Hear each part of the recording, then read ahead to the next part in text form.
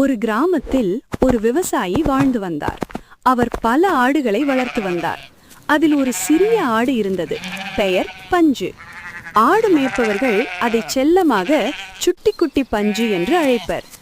இந்த ஆடு அந்த புல்வெளி முழுவதையும் சுற்றி வரும். அந்த ஆட்டுக்கூட்டத்தை மேய்க்க வரும் எல்லா மேய்ப்பர்களுடைய சத்தமும் இந்த பஞ்சுவிற்கு அத்துப்படி. அடிக்கடி அதன் தாயாடு மற்றும் பிற ஆடுகள் புல்வெளிக்கு வெளியே எங்கும் செல்ல வேண்டாம் என்று எச்சரித்தன. அந்த பக்கத்தில் ஒரு காடு இருக்கிறது, அங்கு ஆபத்தான மிருகங்கள் இருக்கிறது என்றன. இதுதான் படு சுட்டியாச்சே, அங்கே என்ன நடக்கிறது என்று பார்ப்போம் என்று குட்டியாடு நினைத்தது. ஒரு இரவு விவசாயி, மேய்ப்பர்கள் மற்றும் அனைத்து ஆடுகளும் தூங்கும்போது பஞ்சு மட்டும் மெதுவாக கிடையிலிருந்து வெளியே வர முயற்சித்தது. சிரமப்பட்டு வேலியில் ஏறி குதித்தது. அருகில் உள்ள காட்டிலிருந்து சத்தம் வந்த திசையில் நடந்தது. அது காட்டை அடைந்ததும் ஒரு அழகான நரி அந்த ஆட்டுக்குட்டிக்காக காத்திருந்தது போல் வந்தது. அந்த நரி மிகவும் தந்திரமானது. அவன் குட்டி ஆட்டிடம் மிகவும் பணிவாக பேசினது. நீ மிகவும் அழகாக இருக்கிறாய். நான் உன்னை ஒரு அழகான இடத்திற்கு அழைத்துச் செல்வேன். அங்கு நீ ஒரு நல்ல பாடகரை பார்ப்பாய் என்று சொன்னது.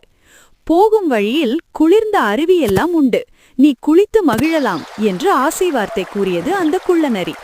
அந்த குள்ளநரி சொல்லியது போல் அருவியும் வந்தது. அதனால் இந்த குட்டியாடு அந்த நரியின் பேச்சை நம்பியது. அந்த குள்ளநரி ஆட்டுக்குட்டியை கூட்டிக் கொண்டு அதை ஒரு ஓநாய் வசம் விட்டு சென்றது. ஓநாய் இந்த குட்டியாட்டை பார்த்து கனிவாக பேசுவது போல பாசாங்கம் செய்தது.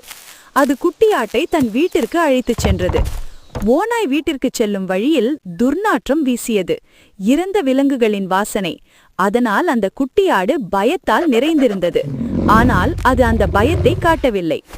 பின்னர் வேறு வழியில்லை, அதனால் அவள் வீட்டிற்குள் சென்றாள். அது மிகவும் இருட்டாக இருந்தது, துர்நாற்றமும் வீசியது. நான் அவனை விட்டுவிடுமாறு கெஞ்சினால் அவன் என்னை விட்டுவிட மாட்டான்.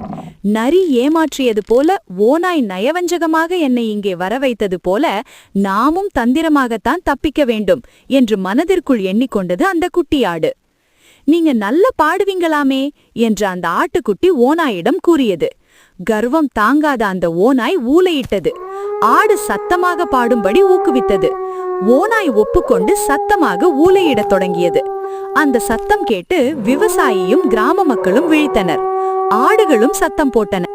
மந்தையில் பார்த்தபோது பஞ்சு இல்லாததை கண்ட மக்கள் கத்தி, குச்சி, தடி ஆகியவற்றை எடுத்துக்கொண்டு கிராம மக்கள் அந்த ஓநாயை தடியால் அடித்தனர். ஓநாய் பெரும் காயத்துடன் கதறியது. அடி தாங்க முடியாமல் அந்த ஓநாய் அலறி அடித்துக்கொண்டு ஓட்டம் பிடித்தது. அந்த கிராம மக்கள் அந்த பஞ்சு குட்டியை தூக்கி கொண்டு தங்கள் கிராமத்திற்கு வந்தார்கள். அப்போதிருந்து ஆட்டுக்குட்டி தனது தாயின் வார்த்தைகளையும் பெரியவர்களின் வார்த்தைகளையும் கேட்டு நடந்தது. இந்த கதை உங்களுக்கு பிடிச்சிருந்தா லைக் பண்ணுங்க, ஷேர் பண்ணுங்க. இன்னும் நிறைய கதைக்கு இந்த சேனலை சப்ஸ்கிரைப் பண்ணுங்க.